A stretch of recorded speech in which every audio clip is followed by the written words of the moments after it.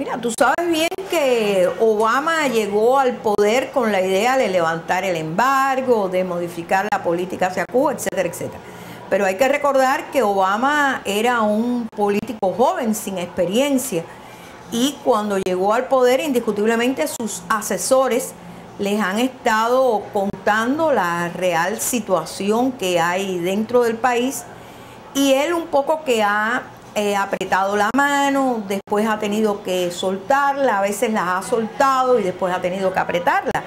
O sea que ha habido momentos como por ejemplo el problema de las remesas, que soltó la mano, pero sin embargo la tuvo apretada hasta hace poco, por cuanto no le ha permitido al Congreso de los Estados Unidos entregar los fondos que ha venido entregando durante todos estos años para la democracia en Cuba.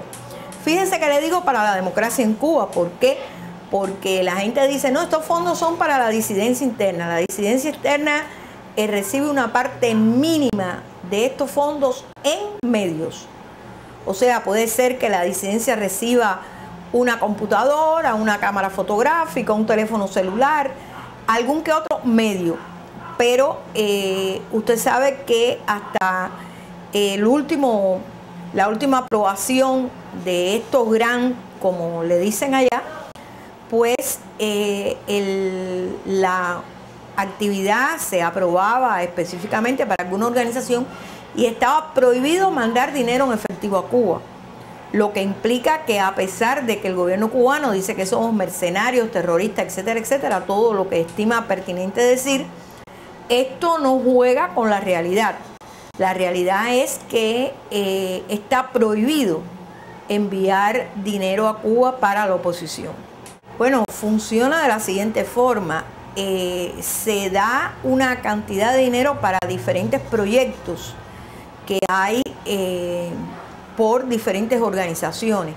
Hay organizaciones que tienen más suerte que otras, que reciben una cantidad muy grande de dinero y que lo emplean en algunos recursos para enviar a la oposición, como por ejemplo medicinas, etcétera, etcétera, cosa que no es precisamente lo que la oposición necesita. La oposición necesita posibilidades de dinero para poderse mover en el país, porque aquí es muy difícil el movimiento por muchas cosas, entre otras, en algunos casos por el hostigamiento y en otros casos por los recursos. Por ejemplo, si yo quisiera ir a Santa Clara, a hacer una actividad en Santa Clara, etcétera, etcétera, para poder ir y venir en el día, debo disponer al menos de 200 CUC, porque un viaje en épocas normales, bueno, puede costar hasta 15 CUC en un carro, 10 CUC, 15 CUC en un carro. Si van varias personas a esta actividad, supongamos que un carro solo, bueno, pues esto costaría 60 CUC, 4 personas. Sin embargo, allí hay que moverse dentro de la ciudad, también hay que alquilar carro en la ciudad y está el regreso. Hay que alimentarse porque la gente no vive solo de política. Y entonces, bueno, esto implica un gasto que es muy difícil de solucionar para este tipo de movimiento y la necesidad de las actividades con el pueblo que tiene la oposición. La oposición no tiene que estar escribiendo documentos, no tiene que estar reuniéndose para ver el futuro, etcétera, etcétera. La oposición tiene que actuar. Y lo más importante en esta actuación es el convencimiento del pueblo de que es necesaria la libertad. Entonces, ¿cómo tú vas a convencer al pueblo que es necesaria la actividad, que es necesaria la libertad, perdón? ¿Cómo lo vas a convencer si no tienes formas para convencerlo? Entonces el pueblo dirá, bueno, pero si ustedes que son los disidentes se están muriendo de hambre, ¿qué vamos a esperar nosotros? ¿Cómo nos vamos a incorporar a la oposición? ¿Cómo vamos nosotros a hacer algo si ustedes son incapaces de hacerlo porque no tienen ni los recursos para hacerlo? Correcto, la mayoría de nosotros hemos perdido el trabajo por la actividad opositora. En particular, yo era profesora de la Universidad de La Habana y en mi mismo caso hay muchas personas que han perdido el trabajo precisamente por el hecho de ser opositores.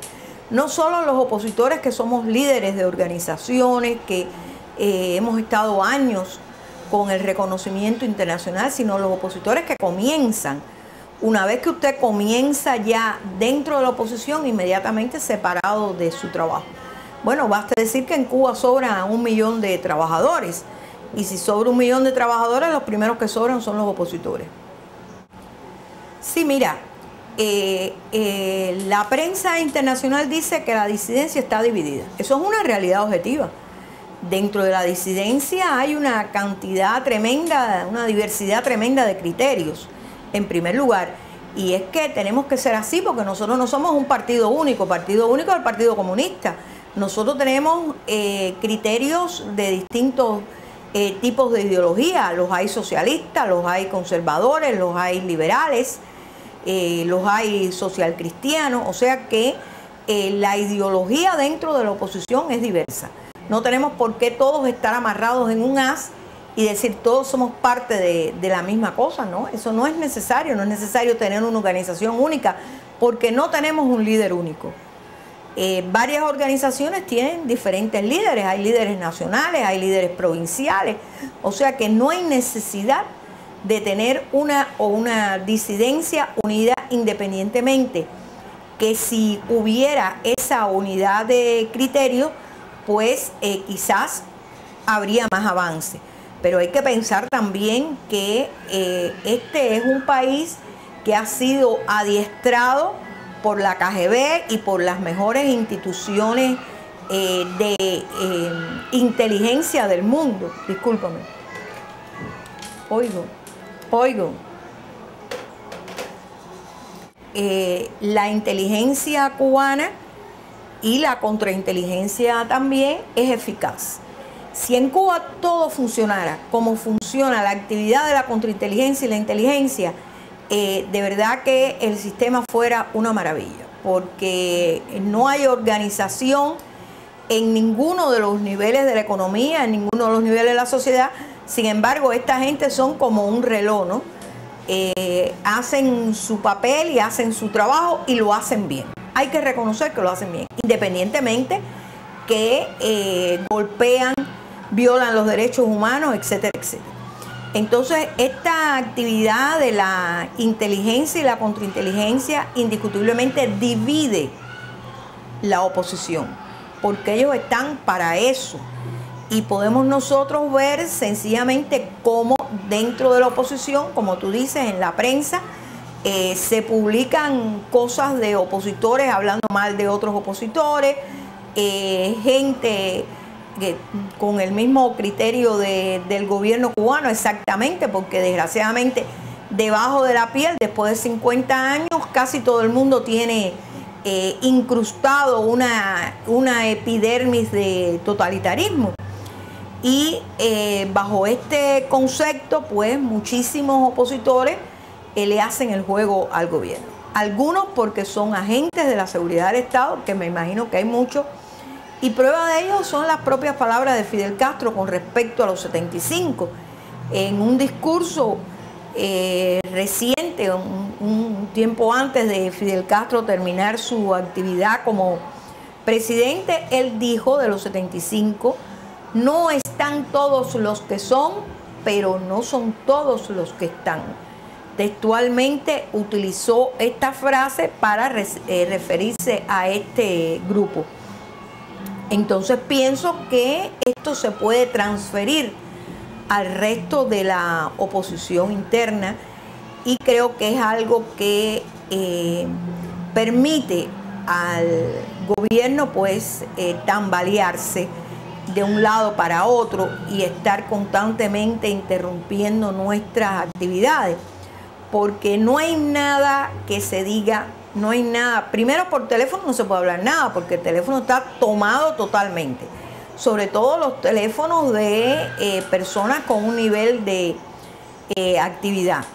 La computadora, no se puede utilizar la internet sin pensar que el gobierno no lo va a ver, y hay prueba de ello. En mayo del 2008 el gobierno hizo gala de esta situación poniendo en la televisión los correos míos personales, incluso los correos con mi familia, fotos de mi familia. Y todo esto lo hizo en el 2008 y fue admitido incluso por el fiscal general de la República. Esto es un delito de prevaricación, porque la Constitución dice que se puede entrar al correo, pero lo que no se puede es exhibir este correo. Y esto fue exhibido públicamente por la televisión, así como llamadas telefónicas, incluso con diplomáticos, etc. El gobierno no tiene ningún tipo de, ni se sonroja siquiera por hacer estas cosas que son falta de pudor totalmente.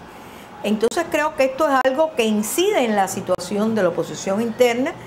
Incide también el hecho de que algunos opositores quieren irse del país, ingresan a la oposición con la idea de poder viajar al exterior, y hay que reconocer que es cierto, no vamos a tapar el sol con un dedo. De estos hay opositores también, y cuando les dicen no hay carta blanca, bueno, pues se prestan a trabajar para obtener esta carta blanca y se prestan a trabajar con el gobierno.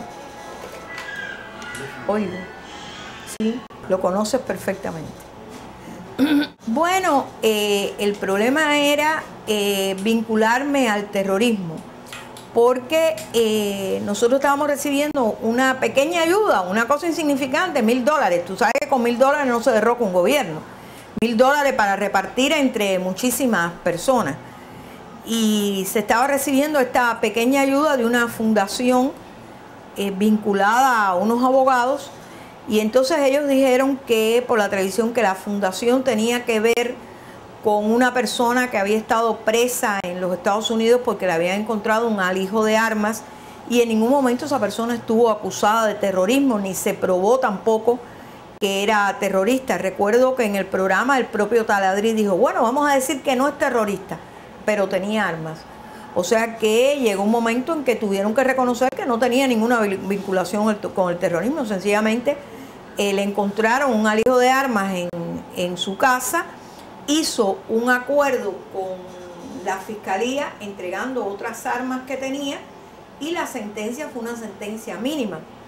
Entonces han tratado de vincularnos con estas personas para decir que somos terroristas, etcétera, y hacer esta propaganda dentro del pueblo de Cuba para tratar de minimizar, de desprestigiar el trabajo de derechos humanos y la labor pacífica que hace la oposición. Bueno, para mí fue una muestra más de el asco que siento por el gobierno, porque es un gobierno que, como te decía, no tiene ningún pudor, le da lo mismo desnudarse delante de cualquiera. Es un gobierno que acostumbra a hablar mal de todo el mundo.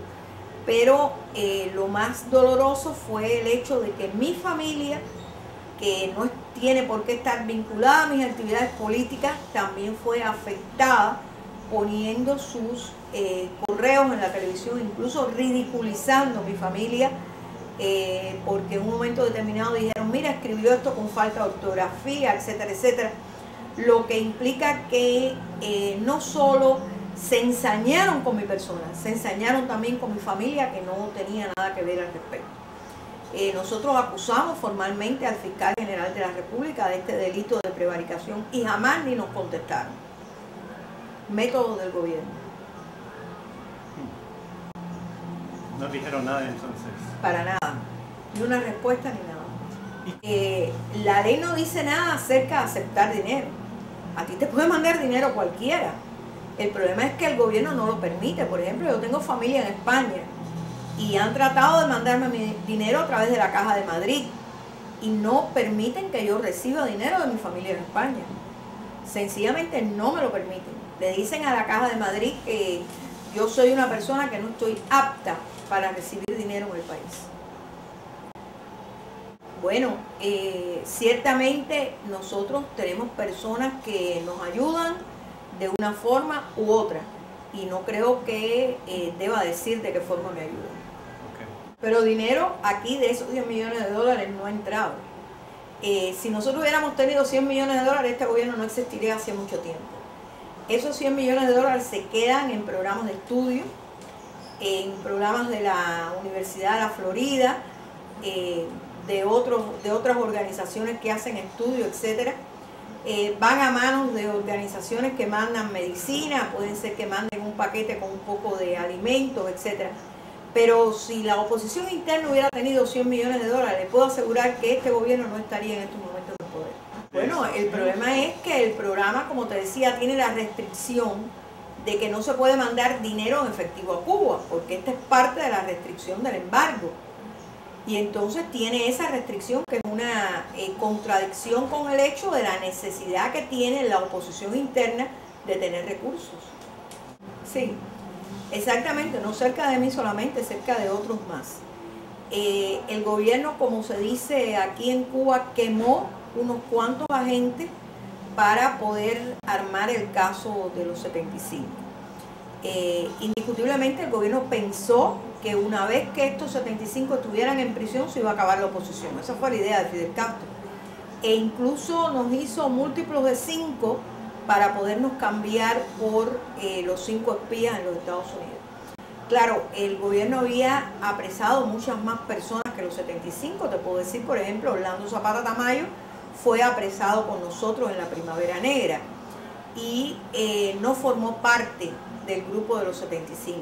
Sin embargo, Oscar Elías Bisset, que estaba preso hacía ya 4 meses, pasó a formar parte del grupo de los 75 y fue juzgado junto con todos nosotros. También habían otras 2 mujeres que en ningún momento quedaron dentro del grupo de los 75. La única mujer que quedó fui yo. Como 74 hombres y yo. Desgraciadamente uno de nosotros falleció, Miguel Valdés Tamayo, y ahora en estos momentos quedamos 74. La situación nuestra es, aquí en el país estamos 10 en licencia extrapenal, que también es un limbo político, no se sabe qué cosa es eso. Hay uno que es Reinaldo, que cumplió su condena de 6 años, está en libertad, también está en el país, somos 11 los que quedamos en el país, y fuera de Cuba en estos momentos hay 18. O sea, en total somos 11 dentro del país, en la calle, 18 fuera de Cuba, 29, y el resto hasta llegar a 74 están en la prisión en estos momentos. Mira, llega un momento, yo te voy a decir, mis primeros años, yo llevo en la oposición 21 años, en mis primeros años, en particular cuando el bloque socialista se desmoronó, pues yo tuve contacto con algunos disidentes del bloque socialista, incluso recuerdo perfectamente sentadas aquí en el sofá un día que estaban 3 mujeres disidentes del bloque socialista y ellas me decían: Marta, que no te interese si son de la seguridad, si son de la contrainteligencia, que no te interese nada de eso. Tú trabajas con ellos, tú los utilizas, que ellos hagan su trabajo y tú haces el tuyo. En aquel momento, con menos experiencia que ahora, aquello me pareció una locura lo que me estaban diciendo aquellas mujeres. Pero ahora en estos momentos, con la experiencia que yo tengo, pues te puedo decir que me da lo mismo. Yo estoy convencida que tengo la casa llena de micrófonos. Estoy convencida que cuando salgo a la calle me siguen, me filman, van a la tienda después que yo voy para preguntar qué compré, e incluso piden hasta copia de los documentos de compra que yo pueda hacer en la tienda para saber cuánto dinero manejo, si cambio dinero van detrás de mí, etc. Te puedo hacer una anécdota reciente. Yo tuve una situación con un taxista borracho y el taxista involucró a la policía en eso. Yo fui a la estación de policía a quejarme, me mandaron para otra estación de policía y cuando llegué a la tercera estación donde me habían mandado, me fue a ver a la oficina donde estaba un teniente coronel que dijo ser el segundo jefe de la policía en el municipio. Y ese teniente coronel me dijo: bueno, cuando usted venía para acá yo iba a buscarla para el otro lugar. En ningún lugar yo dije ni cómo me llamaba. Sencillamente, no dije a qué iba, sencillamente yo iba a ver a un oficial superior que me pudiera recoger la preocupación que tenía. Y sin embargo, todos sabían perfectamente que yo estaba en eso. A los pocos minutos, 3 o 4 minutos de sentarse el teniente coronel en la oficina donde yo estaba con un capitán, sonó el celular del capitán y el capitán le dijo, sí, ella está aquí con el jefe, el primer segundo jefe de la policía en el municipio y conmigo. En ese momento él me pidió permiso para salir y bueno, salió a contar toda la historia por teléfono a la seguridad del Estado de lo que había pasado. Como es natural, ni una respuesta de esa acusación, porque el taxista que me movió prácticamente me raptó, me llevó a un lugar donde yo no le había dicho que quería ir y después pudimos comprobar incluso hasta la propia policía que el taxista estaba borracho y no le ha pasado nada en lo absoluto ni a él ni a los policías que tuvieron tan mala actuación con mi persona, y la policía no me ha dado ninguna respuesta. Pero indiscutiblemente es una prueba de que me siguen con un seguimiento japonés, seguimiento de talón, que es como se llama, y que en ningún momento dejamos de ser escuchados. Controlar la vida nuestra al minuto y al segundo. Tenemos nuestra vida controlada completamente. Bueno, eso en un tiempo me afectó, pero llega un momento en que prácticamente estás operado de los nervios. ¿Sí? Si los nervios operan, bueno, pues estamos operados de los nervios y ya podemos soportar esto y otras cosas más, porque indiscutiblemente tú has estado todo este rato aquí, ves el teléfono, no para de sonar, la prensa, disidentes, familiares de presos, etcétera, constantemente llamando, disidentes con problemas, en tal lugar le dieron golpes a fulano, en tal lugar le dieron golpes a ciclano, está preso sutaneo. O sea, siempre hay un problema dentro de la oposición que de una forma u otra viene a parar a uno. Y sin embargo, tenemos que soportar esos problemas, tratar de hacer algo, tratar de movernos en ese entorno y esta es nuestra vida. Es una vida muy desagradable, pero es la realidad objetiva, así vivimos. Bueno, llevamos un año sin un centavo. Hace un año que el gobierno de los Estados Unidos no da un centavo. Todo ese dinero, usted sabe que el año lectivo en Estados Unidos empieza en septiembre. Desde septiembre del año pasado hasta la fecha han estado congelados los fondos. 25 millones de dólares congelados. Ahora descongelaron 15 millones, pero no los han repartido. Me imagino que los repartan cuando comience el año fiscal en septiembre. Pero en estos momentos nadie tiene un centavo. Una situación muy difícil. Estamos viviendo prácticamente de limosna y con el problema de que nuestros familiares también están bajo la crisis internacional en los Estados Unidos, que sabe que existe, algunos de ellos sin trabajo, etcétera. Una situación bien difícil.